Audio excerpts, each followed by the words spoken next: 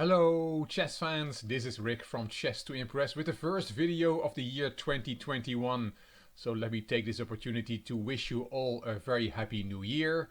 Thank you for your support in 2020 and I hope we all have a great chess year in 2021. We'll start the year on Chess to Impress with the next video in the alphabet series. We have reached the halfway point of the alphabet, the letter M. You can find the playlist of the earlier videos up here. Let's see what your suggestions were for the letter M. Joey P said, why don't you make a video on the Muzio Gambit, which is a variation of the King's Gambit. Mateus Penteado said, Henrique Mecking. Of course he did, because Mateus is from Brazil. Stephen James said, why not Max Euwe, the 5th world champion? And Tusin gave two suggestions, Paul Morphy and a mating combination. Ben said Alexander Matanovic. You might not have heard of him, but he is the man behind the ECO, the Encyclopedia of Chess Openings. Gil gave two suggestions, Edmar Metnis and Shahriar Mamedyarov. Weish and William Squires said Move Order. Neox Palafox and Buzz Clark suggested Alexander Morozevich. And 5 viewers, Joey, Mr. T, Roger, Igor and Gil suggested the first women's world champion Vera Menchik. And as you can see from the thumbnail, I chose to tell you about Vera Menchik and show a game of hers in this video.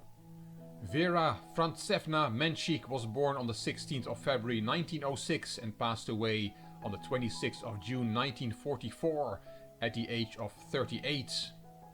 She was a British, Czechoslovak, Russian chess player who became the world's first women's champion.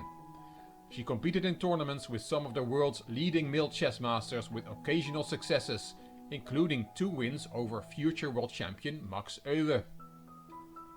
Her father, František Menchik, was born in Bohemia, which is part of the current Czech Republic, while her mother, Olga, born Illingworth, was English.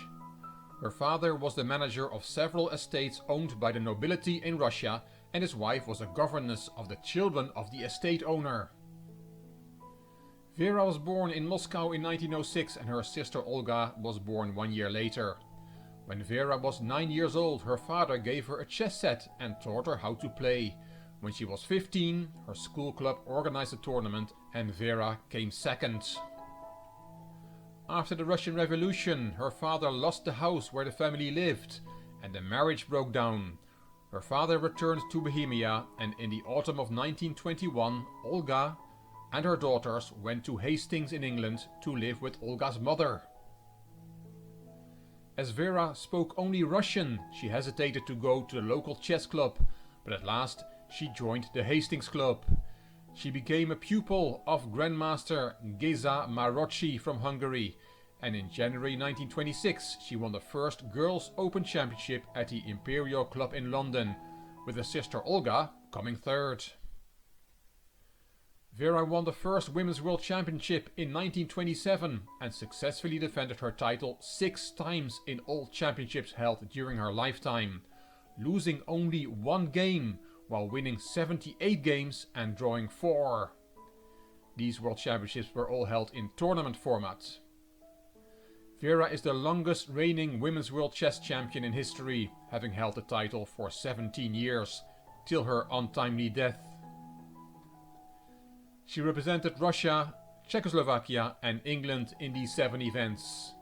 She also won 2 matches against Sonja Graf for the world title, winning 3 games, losing 1 with no draws in Rotterdam 1934 and winning 9 games, losing 2 and drawing 5 at Semmering in 1937. The 4th world champion Alexander Alyoshin wrote that it is totally unfair to persuade a player of an acknowledged superclass like Menchik to defend her title year after year in tournaments composed of very inferior players. The strongest tournament Menchik played in was in Moscow 1935 with world champions Botvinnik, Capablanca and Lasker and many elite players like Floor, Ragozin, Spielmann, Levenfish and Lilienthal. Menchik finished in last place, 20 out of 20, with a score of no wins, 16 losses and 3 draws. When Menchik entered the Karlsbad 1929 tournament, the master Albert Becker ridiculed her entry by proposing that any player whom Menchik defeated in tournament play should be granted membership into the Vera Menchik Club. In the same tournament, Becker himself became the first member of that club, and that's very funny.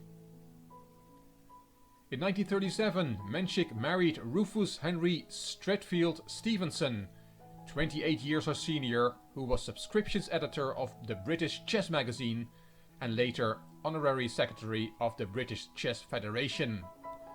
Stevenson was a widower, having previously been married to Agnes Stevenson, a 4-time British ladies chess champion. On the 26th of June 1944, Menchik, her sister Olga and their mother were killed in a V-1 flying bomb attack in the Second World War, which destroyed their home in South London. All 3 were cremated at the Streatham Park Crematorium on the 4th of July 1944. And that was a great tragedy, also for women's chess. Now that we know a bit more about Vera Menchik, let's look at how she could play chess.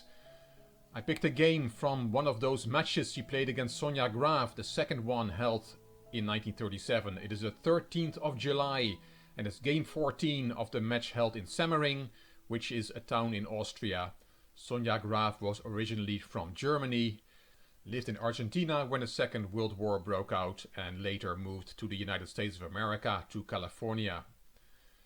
Vera Menchik is white in this game, Sonja Graf is black, and Vera Menchik opened with the c-pawn. e6, knight c3, d5, and we have a queen's gambit declined on the board. Knight f6, knight f3, let's put the opening moves on the board. e3, c6, Menchik develops her bishop, so does Graf. Both players castled, and here the main move according to the database is b3, to put that bishop on b2. But in this game, Menchik plays the second most popular move, which is e4, striking in the center. Graf took, knight takes, and bishop takes, and knight f6 attacks that bishop on e4. Menchik retreats to c2, and now c6, c5 to challenge white center. Here bishop g5 is the main move according to the database, but d takes c5 was the move from Menchik in this game. And you can swap the queens, rook takes d1 and bishop takes c5 with an equal position, but Graf decides to keep the queens on the board and plays queen a5. Bishop e3, black regains the pawn, bishop back to d2 attacking the queen, and queen drops back to c7. Bishop c3, and as we'll see now, Menchik is going to point all her pieces at her opponent's king. Bishop back to e7, so that she can take back with the bishop if white takes on f6. Queen e2, white had to protect that pawn, which was attacked by the queen. b6 to finish development. She's going to put that bishop on b7, and knight g5. And there's a threat of taking on f6 and then taking on h7. So g6 was Graf's choice, and then queen f3. Attacking the rook in the corner, and also preparing to go to h3 to strengthen the attack. Bishop b7, attacking the queen, and there goes the queen to h3. The threat is now to take on f6, and then queen takes h7 would be checkmate. So h5 from Graf, rook a to d1, bringing that rook into the attack as well. And it starts to look a bit uncomfortable for black. All white's pieces are going into the attack, but the engine says you can just take on c4 here, and black is okay. But in this position, Sonja Graf made a big mistake. She played knight g4 instead, attacking the knight on g5 and hoping for some counterplay against h2 with queen and knight. But knight g4 is a big blunder, and if you want to look for yourself, can you see the refutation of that move? Put the video on pause and have a look. It's not that easy. It's a difficult tactic, but Vera Menchik found it. It's a beautiful move, and that's why I picked this game to show you.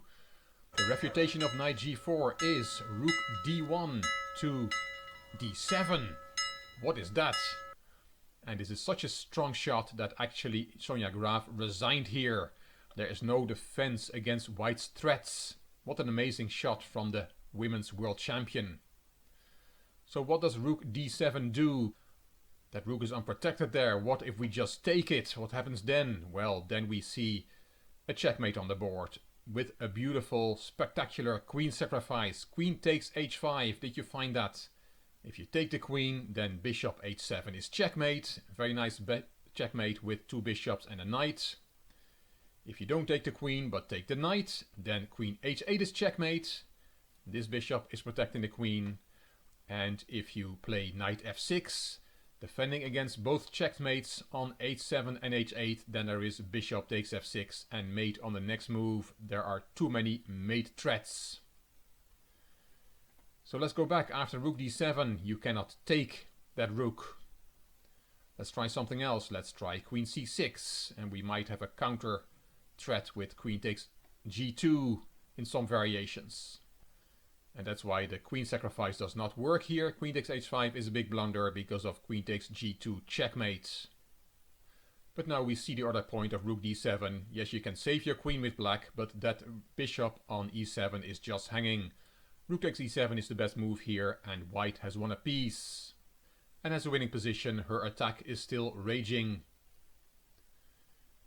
So after rook d7 on the 21st move, Sonia Graf resigned this game. What a brilliant tactical shot from the women's world champion. And as said, she won this match, which was over 16 games with 9 wins, 2 losses and 5 draws. Vera Mancik successfully defended her world title.